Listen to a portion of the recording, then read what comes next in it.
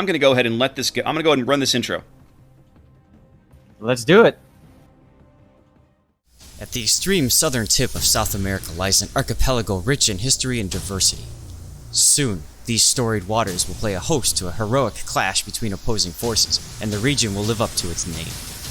This is Land of Fire.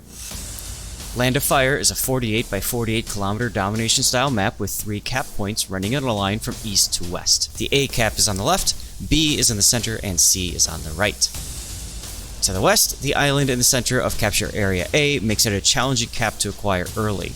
Teams commonly park a radar cruiser in the cap to push away enemy destroyers while preventing either team from capturing the zone. Cap B in the center is wide open with plenty of ways in and out, and is initially the purview of competing destroyers.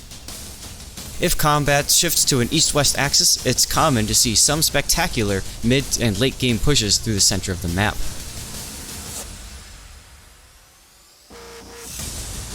On the right, Cap C and the islands to the east make a tempting target for teams looking for early cap points, but teams who invest too much firepower along this edge of the map may find themselves at an extreme disadvantage later in the game. 18 ships, 2 teams, 1 victor. It's time to play Land of Fire. All right, welcome to Land of Fire here as we start day 1 of King of the Sea 10 on North America. Great timing, man. Just in time here. So this is 9 versus 9, huh? Indeed, 9v9, no carriers. That is the rule for this tournament, no carriers. The only banned ships are Småland and, I believe, Puerto Rico. I think everything else is available this time around. Which we're already seeing some evidence of, as SUR has opted for a quadruple Kleber division, or quadruple Kleber team composition. Obviously, kind of hearkening back to what we saw some of the high-end teams on North America running during clan battles, Zath. Yeah, we saw that quite a bit, and the Kleber comp was extremely powerful. You go in, you grab a cap, and then you kind of dare the enemy to come at you. The difference, though, of course, is that this is a different cap layout, and as such, I don't know how effective the Kleber comp will be in King of the Sea. That's true. That is one thing worth noting, that the teams that ran this and got experience with it during clan battles are going to have a very different experience this time around because the caps are not the same. So it's just a different organization. SUR opting for Ohio, Kremlin, double Stalin, quadruple Kleber, and Shimakaze. Very destroyer-heavy composition here. Yep. Meanwhile, SVG, you're looking at... SVG, right. Double crit first, which is interesting. Des Moines, Hindenburg, Stalingrad, Smolensk, Gearing, and Summers. So they're a little bit more of a utility comp. Very much so. And it's worth noting, Zath, that their entire team, all of SVG is going to sea. They have abandoned the entire western half of the map completely. Now, those Hindenburgs, I tell you, Zath, you know me, I love Hindenburg, but Hindenburg does not want to look across the map and see double Stalingrad. No, definitely not. Well, we've kind of seen what SVG is doing. Take a peek back over here at SUR. Their Klebers are kind of working a picket line here as they're all retreating back off of sea now. Now, it's interesting to know, I've been kind of following SVG's vision, and I want to comment on this. Look at how they are all going into one cap. Bit of a super lemming train, in my opinion. And it's interesting because, well, they're going to give up an awful lot of map control. They also have, like, no vision. Yeah, they have no vision. Their destroyers are all kind of using smoke to kind of get themselves up there. And their battleships and the Hindenburg were all like running into each other as recently as just a few seconds ago. They've kind of untangled themselves there. But this is going to be a bloodbath early. I fear for this. I fear for the life of this SVG Des Moines. Yeah, look at him already getting hammered by a Stalingrad in the middle of the map. He cannot even see because his team has no vision on the other side of this line of islands. These Klebers are going to wreck him shortly. Oh yeah. Absolutely. Now, his radar is up, so the Des Moines is at least trying to give his team a little bit more additional vision. But here comes some additional shells from the side, Yeah, and there you go. that's it. There you go. Just literally a single Ohio or Stalingrad shell was all what it's going to take to get him off the board, and there he goes. Yep. And it's important to note that Ohio was not spotted. Those shells were not seen until they just came right there. Boom. No, oh, oof, that Smolensk. Starwack just got wrecked. Yeah, that Smolensk just got slapped. The SVG just they have no vision, they have no way to see anything at the moment. Literally at this exact moment, they cannot see a single enemy ship. Oof. There it goes. There goes. Smolensk down. SUR on a very, very quick 2-ship lead. Not even 5 minutes gone here, showing exactly why they were a Typhoon-level clan here on North America.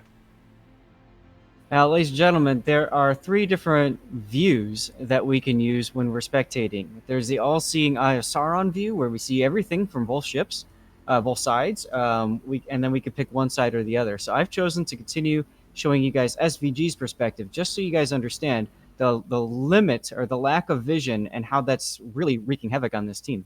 Yeah, it's definitely making a huge impact in their ability to do just about anything. I mean, SUR's going to give up the C cap, and honestly, if I'm them, I don't even care. You got such a huge lead at the moment. You got your 2 ships and almost 300 points, over 300 points up. There's just no need to be in a rush.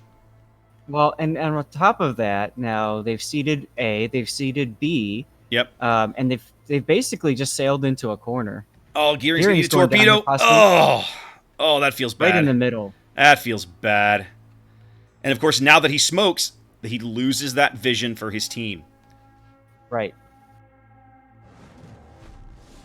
This is just shooting ships in a barrel right now. Here comes Sopa. He's about to get slapped. Yeah, it really is. This Hindenburg trying to move up against Stalingrad and an Ohio in the center of the board. He's going to get just absolutely hammered for his trouble.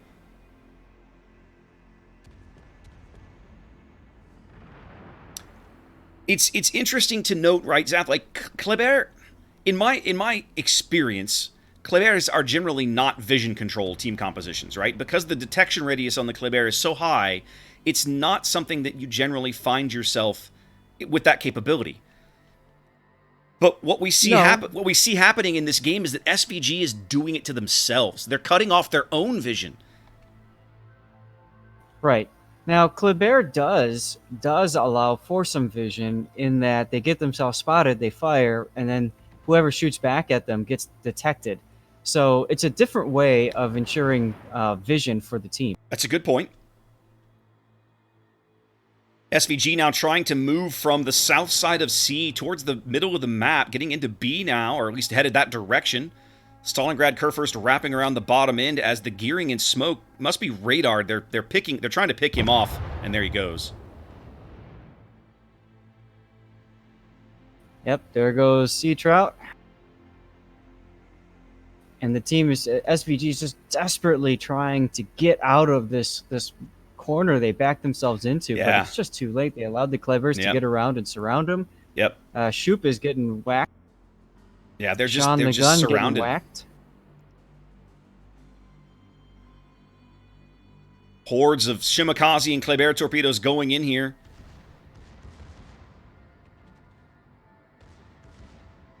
One Torp goes home on the Stalin. Looks like he might take another. Nope, he's good. Nope. SVG putting up a good fight. Like they're desperately trying to make a game of this, but I honestly, Zath, I just feel like they're a little outclassed here. Yeah. There goes the Hindenburg. Yep. It definitely felt like they weren't quite sure how they wanted to handle it. It seemed like they were maybe a little uncomfortable with the concept of trying to deploy ships in certain areas, and so they just put all their eggs in one basket, figuring, well, we'll win that flank. Yeah. Whatever that flank is, but they won that flank. They won CCAP, but it cost them dearly to do it. Yeah. Yep. And now both Kurfürsts now at close range with Conrad's Ohio. Conrad's Ohio, of course, basically just wiping out that Stalingrad just a moment ago. I mean, he left him on 250 HP, but like he burned out in seconds. Like that only ends one way. It feels like, to some extent, and we saw a lot of this in clan battles with the teams that had success with this composition, Zath, the four Kleber comps, the compositions with all these Klebers, they're almost a psychological thing. Except now look at the SUR is torpedoing their own ships. Oh! Oh my goodness, did you see those torpedoes?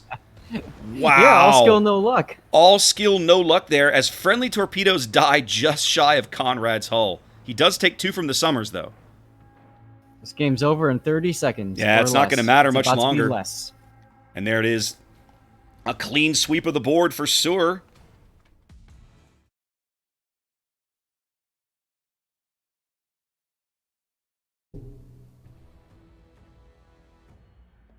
What a game.